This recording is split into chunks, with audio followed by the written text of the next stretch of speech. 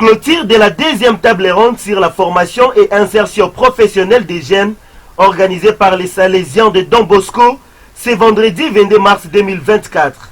Ce troisième et dernier jour a été consacré à la lecture du rapport général et des plaidoyers ressortis de la dite table ronde, quelques interventions liées à la formation technique et professionnelle et la lecture de mots des jeunes. Frère Innocent Moussumba, responsable provincial de l'enseignement de formation technique et professionnelle, province salésienne AFC, a évoqué dans son intervention quelques innovations. Une université au niveau du Katanga qui forme des informaticiens et une formation de qualité. C'était ESIS, aujourd'hui c'est UDBL, Université Don Bosco de Lumumbashi.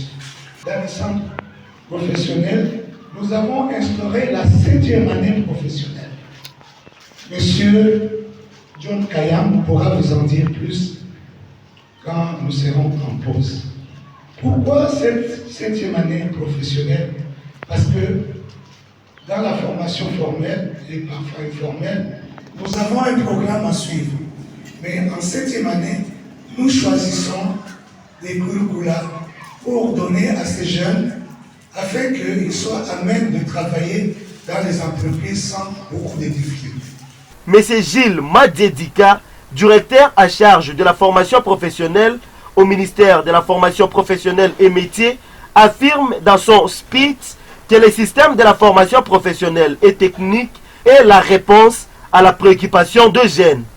L'enseignement et formation technique et professionnelle soient des moteurs de développement de tous les secteurs politiques de notre pays.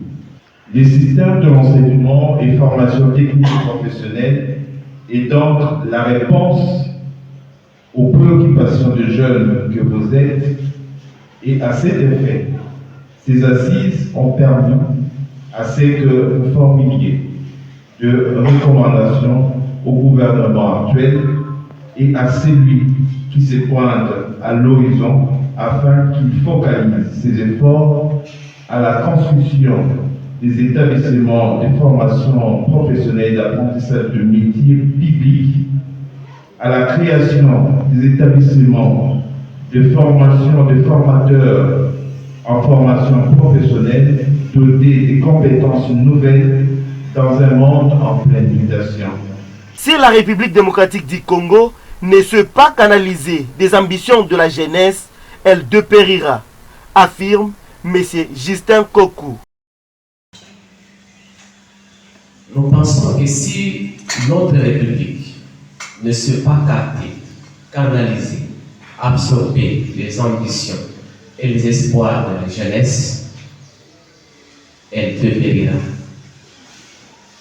Cet avertissement et cet appel à un dialogue constant entre la jeunesse et la République sont une sonnette d'alarme.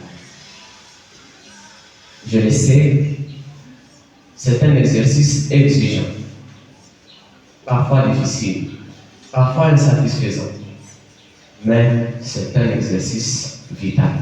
Après avoir résumé les 3 jours de cette activité, Maxime Odia, responsable national du bureau d'emploi, est déterminé pour atteindre les objectifs assignés. Pendant 3 jours, du 20 au 22 mars 2024, nous nous sommes réunis pour essayer d'améliorer la qualité de la formation ainsi que l'insertion professionnelle de jeunes que nous sommes jusque-là en train de juger obsolètes et négligés parce que les jeunes qui sont formés ne trouvent pas directement d'emploi et facilement malgré les gymnastiques et le travail mené par le responsable du bureau d'emploi ou le bureau d'insertion. Nous n'allons pas fléchir, nous n'allons pas arrêter de parler au nom de jeunes. Nous allons faire de bruit, nous allons passer à travers des médias sociaux, nous allons nous mettre, s'il faut même nous mettre dans la rue pour le bien de la jeunesse, nous allons porter haut et très haut l'étendard des jeunes jusqu'à ce que la voix de la jeunesse se fasse entendre à travers nous, leurs serviteurs. Les participants à cette activité sont venus de différentes provinces de la République démocratique du Congo.